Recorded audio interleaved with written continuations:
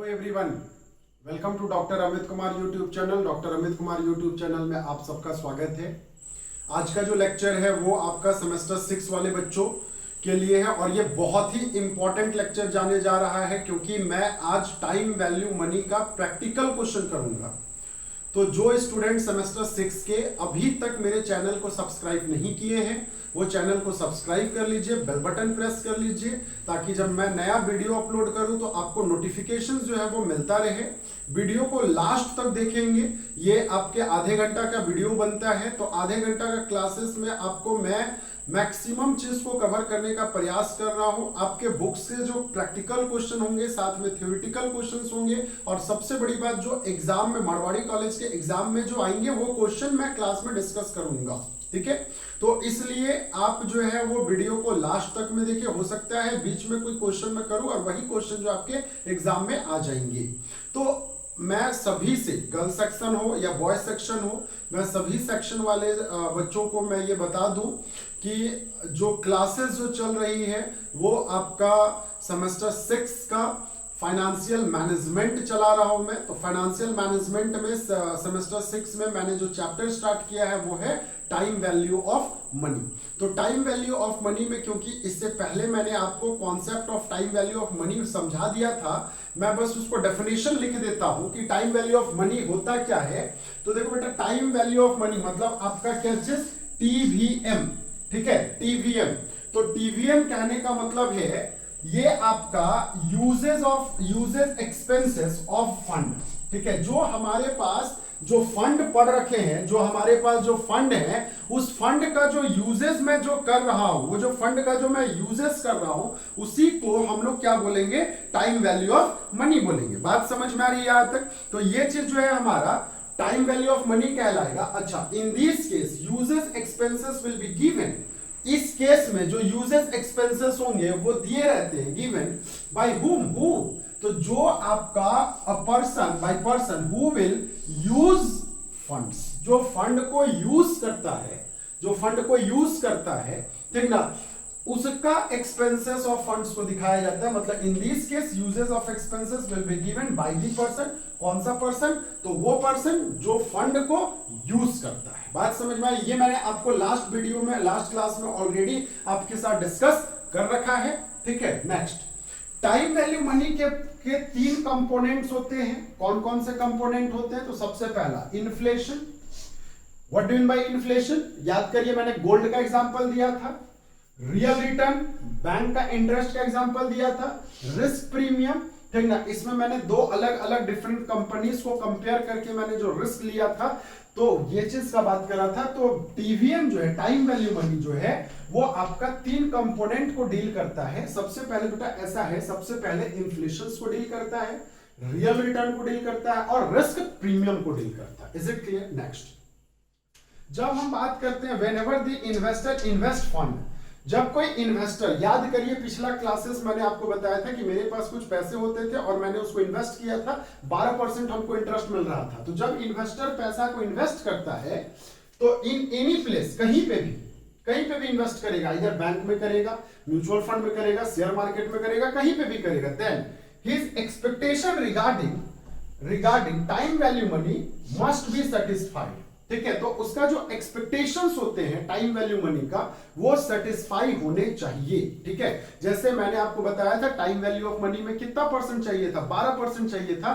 तो 12% जो है एटलीस्ट कम से कम आपका सेटिस्फाइड होने चाहिए। ठीक है, if this is not the case, अगर यह सेटिस्फाई नहीं हुआ तो देन ही विल फील, तो वह ये महसूस करेगा कि हमारे साथ चीटिंग हुआ है। तो he will feel to be cheated, मतलब वह फील करेगा, जैसे मान लेते हो कि 12% हमको नहीं मिला, हमको 10% मिला, हमको 5% मिला, हमको 8% मिला, मतलब लेसर देन 12% मिला, तो हम ये फील करेंगे कि मेरे साथ जो है वो क्या हो रखा है, चीटिंग हो रखा है। Is it clear? और if he know the in advance before investment the time value will not be compensated, अगर मान लेते हो कि आपको पहले से ही पता है, इन्वेस्ट करने से पहले ही पता चल गया कि हमको जो टाइम वैल्यू ऑफ मनी है ना बेटा, वो जो है आपको नहीं मिलने वाला है, तो compensated to him, then he will not to take the decision of investment. क्या आप डिसीजन लोगे इन्वेस्टमेंट करने का? बताओ, ये वाला लास्ट लाइन आपको समझ में आ रहा है? अगर आपको एडवांस में पहले से ही पता चल गया, एडवांस कहने का मतलब क्या, बिफोर इन्वेस्टमेंट, आप पैसा निवेश करने से पहले ही अगर आपको पता चल गया हो कि हमको टाइम वैल्यू ऑफ मनी जो है वो हमको नहीं मिलने वाला है, टाइम वैल्यू ऑफ मनी जो है वो हमको नहीं मिलने वाला है, तो क्या हम पैसा इन्वेस्ट करेंगे? तो बिल्कुल पैसा इन्वेस्ट नहीं करेंगे। Is it clear? तो ये तो कॉन्सेप्ट हो गया टाइम वैल्यू ऑफ मनी का।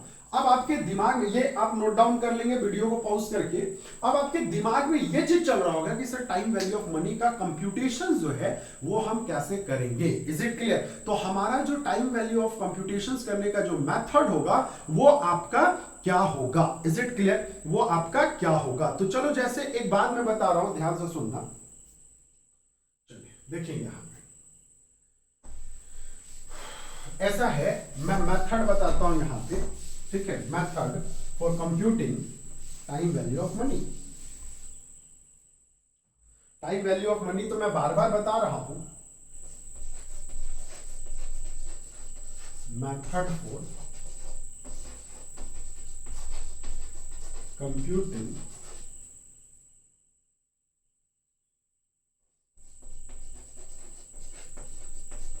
Time value of money, TVM. तो बेटा ऐसा है, टीवीएम कंप्यूट करने के लिए 3 अलग अलग मेथड्स होते हैं। पहला मेथड है सिंपल इंटरेस्ट मेथड। बताना पहला मेथड क्या है? तो पहला मेथड जो है वो आपका है सिंपल इंटरेस्ट मेथड। देन इसके बाद अगर हम बात करें सेकेंड मेथड का, तो सेकेंड मेथड है आपका compounding method, compounding method. And last one is your continuous method, continuous compounding method भी बोलते हैं हम लोग इसको, कंटिन्यूअस कंपाउंडिंग मेथड। देखो, जहां पे राइटिंग ना समझ में आए ना, वहां पे आप मेरे वर्ड को सुन करके भी लिख सकते हैं, कोई बात नहीं, ठीक है ना? तो अब ध्यान से समझने वाली बात है कि सिंपल इंटरेस्ट मेथड क्या होता है, कंपाउंडिंग मेथड क्या होता है और कंटिन्यूअस मेथड क्या होता है। तो बेटा ऐसा है, इसको नोट डाउन कर लेंगे, मैं एक क्वेश्चन के साथ इसको कंप्लीट करने जा रहा हूं। Is it clear? तो क्वेश्चन क्या है वो समझ लो, मैं इसको मिटा रहा हूं।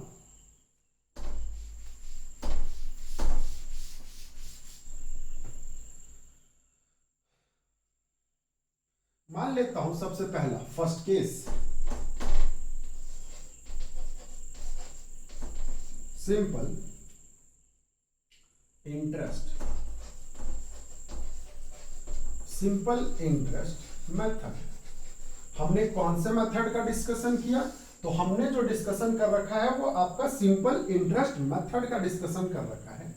तो मैं ऐसा करता हूं बच्चा, इसको मैं एक एग्जांपल से बात करता हूं, ठीक है? एग्जाम्पल ये है कि मैंने जो इन्वेस्टमेंट किया है वो है आपका ₹1,00,000 का मैंने इन्वेस्टमेंट किया है। कितने का इन्वेस्टमेंट किया है? तो 1,00,000 का मैंने इन्वेस्टमेंट किया। अच्छा, टाइम जो है मेरा, मैंने कितने दिनों के लिए इन्वेस्टमेंट किया?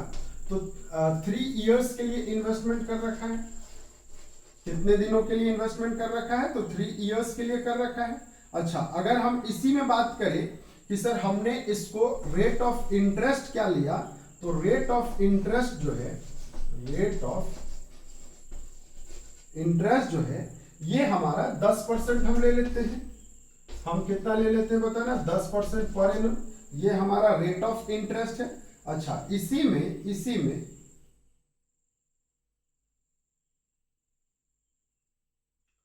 Find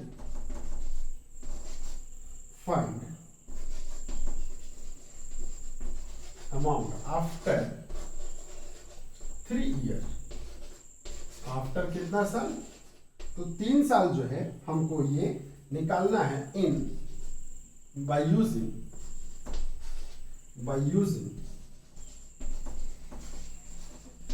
simple interest method by using simple interest method. बात समझ में आया?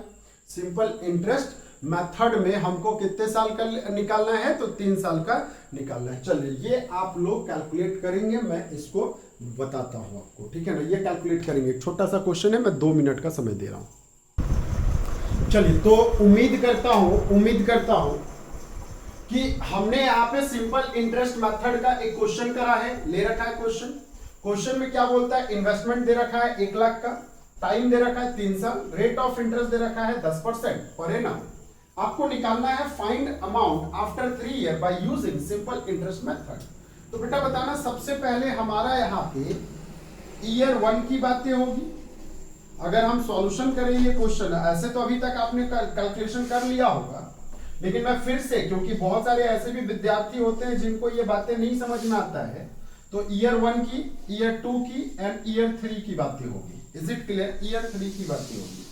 मेरे को एक बात बता दो, सबसे पहले जो इंटरेस्ट जो होगा, अगर हम यहां पे इंटरेस्ट की बातें करें तो इंटरेस्ट में क्या हमारा PRT divided by 100, principal multiple rate multiple time, मतलब ये पैसा आपका प्रिंसिपल अमाउंट कहलाता है, हमारा पूंजी पैसा प्रिंसिपल अमाउंट कहलाता है।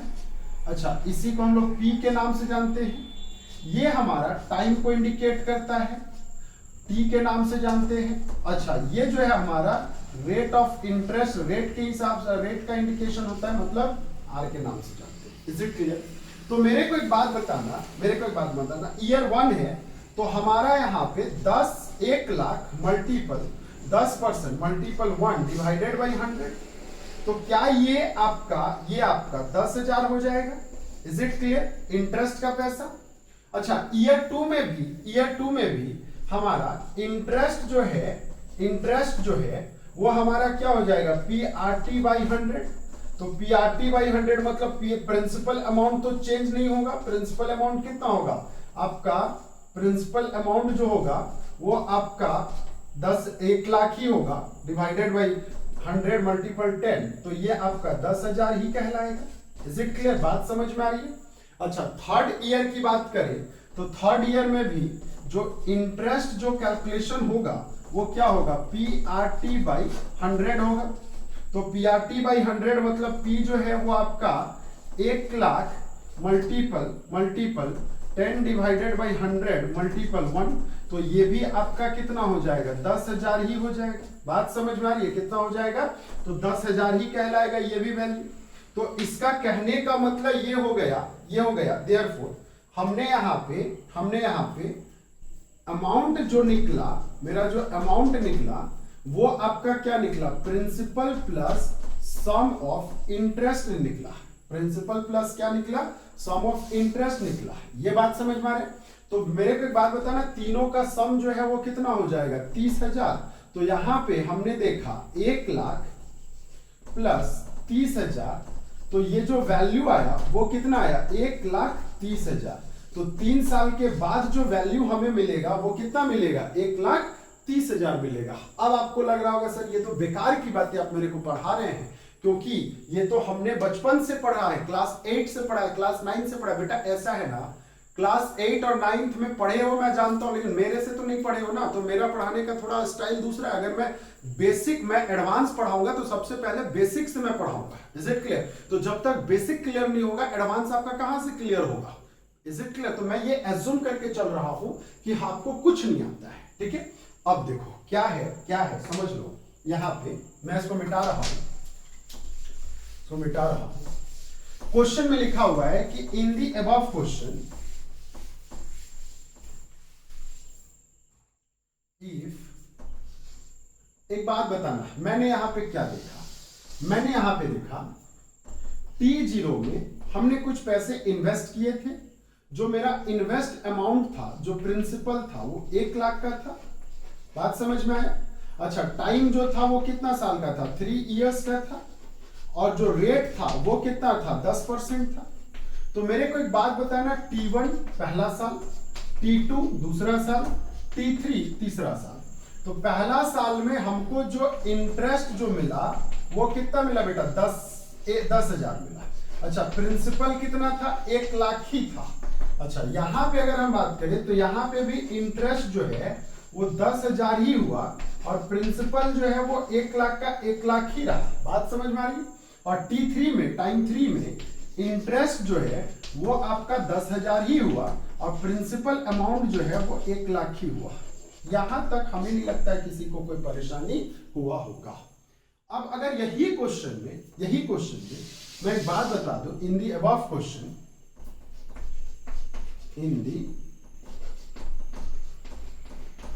Question, compute interest by using compound method. देखो, कंपाउंड मेथड और आपका इसमें क्या डिफरेंस है वो मैं समझा देता हूं।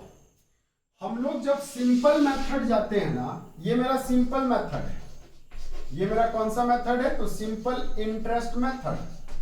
एक बात बता दूं मैं, जब सिंपल इंटरेस्ट मेथड की बातें जब आती है तो हम ये एज्यूम करके चलते हैं कि हमको जो इंटरेस्ट का जो पैसा है वो हर एक साल हमको मिलते जा रहा है।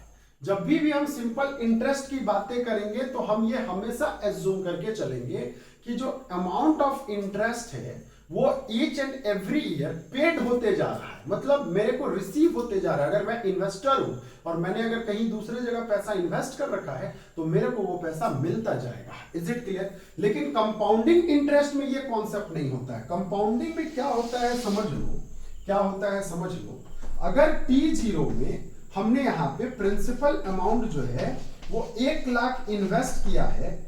अच्छा, रेट जो है वो हमारा 10% है और टाइम जो है वो अगर 3 ईयर है, सेम है क्वेश्चन, तो बताना सबसे पहले T1, देन इसके बाद T2, देन इसके बाद T3। तो पहला साल जो प्रिंसिपल अमाउंट होगा वो तो भैया 1 लाख ही होगा ना, तो 1 लाख का इंटरेस्ट जो होगा वो 10%, 10,000 हो जाएगा। Is it clear?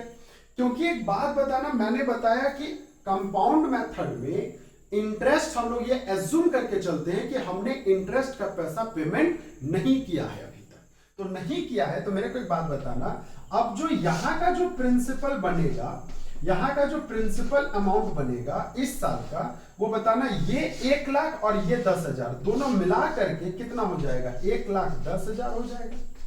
तो नेक्स्ट टाइम जो प्रिंसिपल आएगा वो कितना आ जाएगा? 1,10,000 आ जाएगा। Is it clear? जब 1,10,000 आया तो इंटरेस्ट 1,10,000 का 10% क्या 11,000 होगा सर? तो बिल्कुल होगा।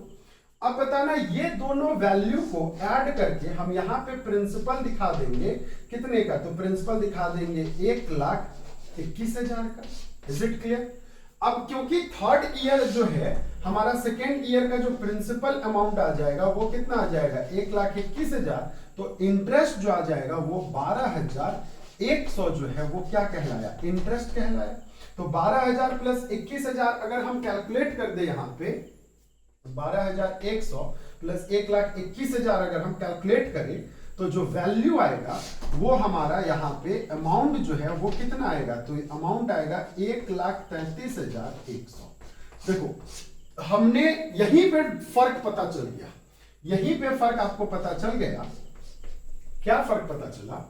हमने यहाँ पे टोटल जो अमाउंट आया था वो आया था 1,30,000। किस केस में? सिंपल इंटरेस्ट के केस में। लेकिन जब कंपाउंडिंग मेथड हमने यूज किया तो हमारे पास जो अमाउंट आया वो क्या आया? 1,33,100 आया। मतलब एक बात बताओ, यहाँ पे हमें यहाँ पे दो चीज दिखाई दे रहा है, और वो क्या चीज दिखाई दे रहा है वो समझ लो। पहला चीज तो बेटा दिखाई दे रहा है आपका क्या? तो पहला चीज दिखाई दे रहा है फिक्स्ड, और दूसरा चीज दिखाई दे रहा है आपका क्या चीज? फ्लोटिंग। पहला क्या चीज दिखाई दे रहा है? फिक्स्ड, और दूसरा दिखाई दे रहा है फ्लोटिंग। इसको नोट डाउन करेंगे फिर मैं आगे बता रहा हूं। चलिए, तो उम्मीद करता हूं कि आपने इसको नोट डाउन कर लिया होगा बच्चा लोग।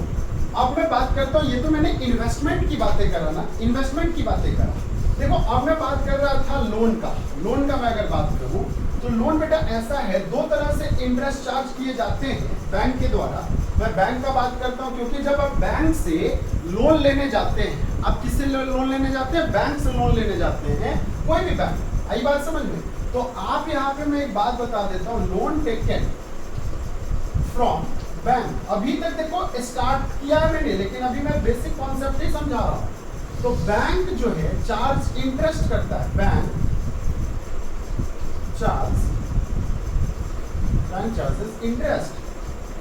बैंक जो है वो क्या चार्ज करता है? इंटरेस्ट चार्ज करता है। तो बेटा कैसे कैसे इंटरेस्ट चार्ज करता है? तो पहला इंटरेस्ट चार्ज करता है फिक्स्ड, और दूसरा इंटरेस्ट जो चार्ज करता है फ्लोटिंग चार्ज करता है, या फ्लक्चुएटिंग भी बोलो। दोनों में फर्क क्या है ये समझ लो, दोनों में फर्क क्या है ये समझ लो। अगर हम फिक्स्ड का बात करें तब, और फ्लोटिंग की बातें करें तब, ठीक है? ये भी आपको शायद पता होगा, बट मैं ये एज्यूम करके चल रहा हूँ कि आपको ये बात नहीं पता है। मान लेता हूँ मैंने लोन का जो टेन्योर है, समझ लो, लोन जो है वो 5 साल के लिए है, ठीक है?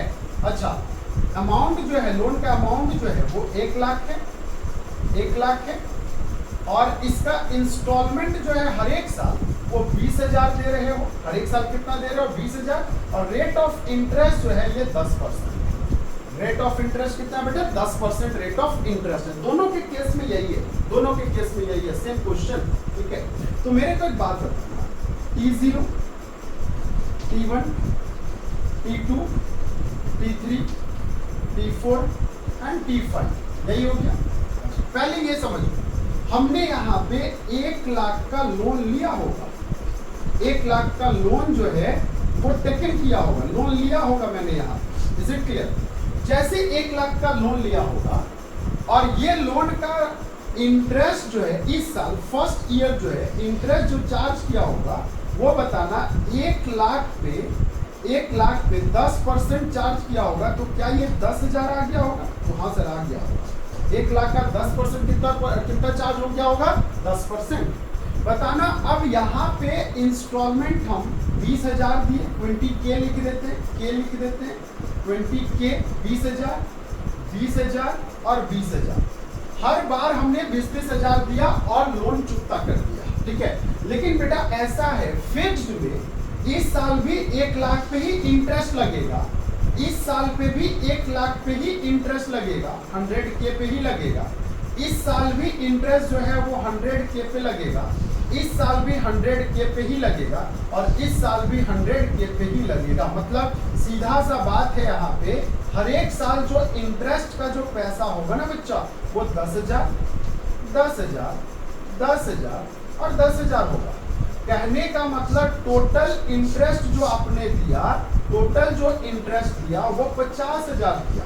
टोटल इंटरेस्ट जो है यहाँ पे सम ऑफ इंटरेस्ट जो है वो कितना दिया? तो सम ऑफ इंटरेस्ट 50,000 दिया। That is called fixed. मतलब फिक्स्ड में क्या होता है कि इंटरेस्ट का पैसा हम लोग इनिशियल में ही आपसे चार्ज कर लेते हैं, और बाद में वो पैसा को इंस्टॉलमेंट में बांट देते हैं। मतलब यहाँ पे आप हर एक साल प्रिंसिपल का पैसा को रिटर्न कर रहे हो, तो बताना क्या उसका आपको कोई बेनिफिट मिल रहा है? तो हमें तो नहीं लगता है कि अगर प्रिंसिपल का अमाउंट को अगर आप ये करते हो तो आपको कोई बेनिफिट मिलता है। लेकिन अगर वही चीज हम बात करते तो बेटा ऐसा है कि फिक्स्ड में बेनिफिट फिर किसको मिला?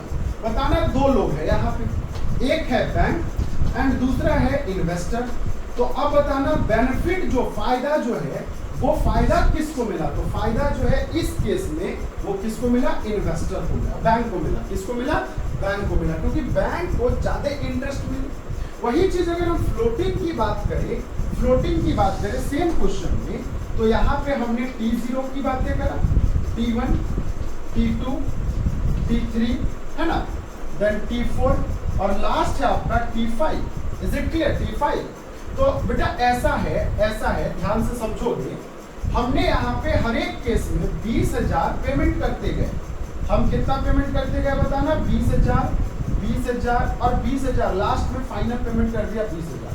बताना हमारे पास टोटल जो पैसा लोन जो हमने लिया था, ये लोन जो हमने लिया था ये कितने का लिया था? 1 लाख का लिया था। कितने का लिया था? 1 लाख।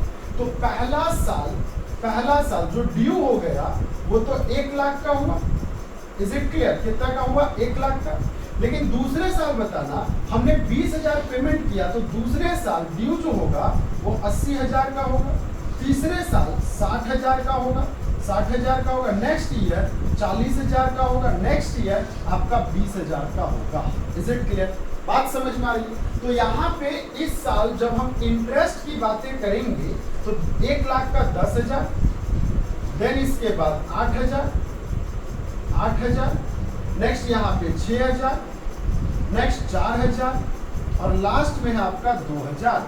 तो हमने यहाँ पे अगर बात किया सम ऑफ इंटरेस्ट का, तो सम ऑफ इंटरेस्ट कितना? 10,000, 10, 20,000 और 30,000, टोटल कितना हो गया? 30,000। मतलब अगर हम फ्लोटिंग में अगर लोन लेते हैं तो हमको इंटरेस्ट जो बैंक को चुकता करना पड़ेगा वो कितना करना पड़ेगा? 30,000 करना पड़ेगा। अगर वही चीज अगर हम नॉर्मल बैंक से लोन लेते हैं, तब हमको फिक्स पे लोन लेते हैं, तब हमको कितना चुकता करना पड़ेगा? 50,000। चलिए इसको नोट डाउन करेंगे, मैं इसके आगे बात करता हूं आपके साथ। तो उम्मीद करता हूं कि ये नोट डाउन कर लिया होगा। तो मेरे को एक बात बताना बेटा, बहुत सारे बैंक जो है, बहुत सारे बैंक, ठीक है, अब ये समझ लो, ये तो मैंने आपको दोनों कॉन्सेप्ट समझा दिया। बहुत सारे बैंक जो है वो क्या करते हैं, जब आप कार खरीदने जाओ और बोलो कि सर हमको ईएमआई में चाहिए, लोन में चाहिए या कुछ ऐसे, तो आपने जब गए हो, मान लेते हो सपोज एचडीएफसी बैंक, एचडीएफसी बोला कि हम 6% आपसे चार्ज करेंगे पर एनम। कितना परसेंट चार्ज करेंगे? 6% आपसे चार्ज करेंगे। और आप एसबीआई चले गए, एसबीआई जो है बोला 8% हम चार्ज करेंगे आपसे per annum. Is it clear? अच्छा, अब एक बात बता रहे हैं, आप यही दोनों बैंक में कंपेयर कर लो कि सर हम कौन से बैंक में प्रेफर करेंगे, क्या 6% पे करेंगे या 8% पे करेंगे। तो देखो यहाँ पे सिर्फ रेट फर्क नहीं पड़ाता है कि आप लोन किस मेथड से जाते हैं, यहाँ पे रेट के अलावे भी और भी बहुत सारे इम्पैक्ट होते हैं। जैसे मैं एग्जांपल देता हूँ, अगर एसबीआई ने बोला कि 8% हम फ्लोटिंग चार्ज करेंगे और एचडीएफसी ने बोला हम इसमें फिक्स चार्ज करेंगे, तो बताना अब बेनिफिट किस पे है, एसबीआई में जाने का या एचडीएफसी में? क्योंकि एचडीएफसी जो है फिक्स चार्ज करेगा, मतलब ये इंटरेस्ट चार्ज करेगा। तो कुल मिलाकर के इंटरेस्ट जो है इस इनिशियल में पूरा लोन का अमाउंट का एक ही बार में जोड़ करके वो उस इंटरेस्ट को डिवाइड कर देगा। मतलब अब यहाँ पे हम क्या करेंगे, यहाँ पे हम सीधा सा इंटरेस्ट का कैलकुलेशन कैसे किए थे वो देखो, 1 लाख मल्टीपल 10% मल्टीपल 5, क्योंकि 5 साल का इंस्टॉलमेंट था, डायरेक्ट 5 कर लिए थे तो 50,000 आ गया था। इतना झोल-झाल करने की आवश्यकता ही नहीं, और उसी को 5 अलग अलग इंस्टॉलमेंट में बांट दिया, तो हर एक साल मैंने 10-10 हजार करके बांट दिया। आई बात समझ? तो अब देखो यहाँ पे ये तो होगा एक फैक्टर हो गया कि सर ये फिक्स चार्ज कर रहा है या फ्लोटिंग चार्ज कर रहा है। बेटा इसके अलावे और भी फैक्टर हो सकते हैं। क्या फैक्टर हो सकते हैं? हो सकता है ये जो है एडवांस ईएमआई ले और ये एडवांस ईएमआई ना ले, बाद में ले ईएमआई, 1 महीने के अंत के बाद में ले, तो मंथ के अंत में लेगा। तो मेरे को एक बात बताना, बेनिफिट तो इसमें है। Is it clear? तो देखो बहुत सारे फैक्टर्स होते हैं जिसको सोच समझ करके हम बैंक से फाइनेंस कराते हैं। Is it clear? चलिए मैं इसको मिटा रहा हूं और मैं बेसिक बात कंक्लूजन्स निकाल रहा हूं, ठीक ना, आपका सिंपल और कंपाउंड का। चलो बच्चों, तो मैंने यहाँ पे लिख दिया है कंक्लूजन। कंक्लूजन्स में मैंने क्या देखा, under simple interest method, interest is computed only on basic principal amount. हम जो इंटरेस्ट का जो कैलकुलेशन करेंगे वो सिर्फ और सिर्फ बेसिक प्रिंसिपल अमाउंट का कैलकुलेशन करेंगे। अच्छा, दूसरा है under compounded interest method, interest investment will be also be computed on every dash dash period. Dash dash period कहने का मतलब क्या होता है समझ लो। What do you mean by dash dash period? मान लेता हूं सहजता के लिए मैंने अभी जो क्वेश्चन लिया था T0 था, T1 था, T2 था, T3 था कि नहीं? हमारा 3 साल है तो हमारा पीरियड क्या हो गया? 3 साल। ये भी तो हो सकता है ना बेटा, ये हर 6-6 महीना में इंटरेस्ट का कैलकुलेशन हो, हर 6-6 महीना में इंटरेस्ट का कैलकुलेशन हो। बात समझ में आ रहा है? तो इस केस में सर हम क्या करेंगे ये बता दो आप। अच्छा, ये भी तो हो सकता है ना कि इस 6 महीना में भी 3-3 महीने का कैलकुलेशन हो। Is it clear? तब हम इंटरेस्ट का कैलकुलेशन कैसे करेंगे? तो कंपाउंडेड में तो बहुत सारे ऑप्शन है। तो अगर मैं थोड़ा सा एक बात बता दूं, मैं इसको मिटा रहा हूं, इसको नोट डाउन कर लेना, वीडियो पॉज करके, है ना। मैं एक बात बता रहा हूं आप लोगों को, हमने यहाँ पे दो तरह का मेथड देखा। एक तो मेथड देखा, दो मेथड को मैंने डिस्कस किया है, ध्यान से समझना। एक मेथड हमने देखा simple interest method, simple interest method, और एक मैंने देखा यहाँ पे, एक मैंने यहाँ पे देखा कंपाउंडेड इंटरेस्ट मेथड। एक था सिंपल इंटरेस्ट मेथड और एक था कंपाउंडेड इंटरेस्ट मेथड। तो देखो ऐसा है कंपाउंडेड इंटरेस्ट मेथड, एक बार मैं फिर से आपको बता दूं सभी को, एफएम में, फाइनेंशियल मैनेजमेंट में, मारवाड़ी कॉलेज में कैलकुलेटर अलाउ होता है, ठीक है ना। तो कैलकुलेटर अलाउ होंगे आपके एग्जामिनेशन में, कोई बात नहीं। चलिए देखेंगे यहाँ पे, ध्यान से समझोगे चीजों को। अगर हम सिंपल मेथड में जाएं तो अमाउंट अगर हमको निकालना है, हमको क्या निकालना है बेटा, हमको अमाउंट निकालना है। तो अमाउंट इज इक्वल टू, हमने P plus summation of interest लिया, समेशन ऑफ क्या लिया, इंटरेस्ट लिया। तो हमारा क्या निकल गया, अमाउंट निकल गया। ये मैंने आपको पहले ही ऑलरेडी डिस्कस कर रखा है। तो वेर, मैं यहाँ पे बता दूं, P is equal to where, P is equal to principal. P जो है वो क्या है, तो P प्रिंसिपल है, और समेशन I जो है वो क्या है, sum of all interest, sum of all interest, जितना भी इंटरेस्ट है वो सारे का जोड़।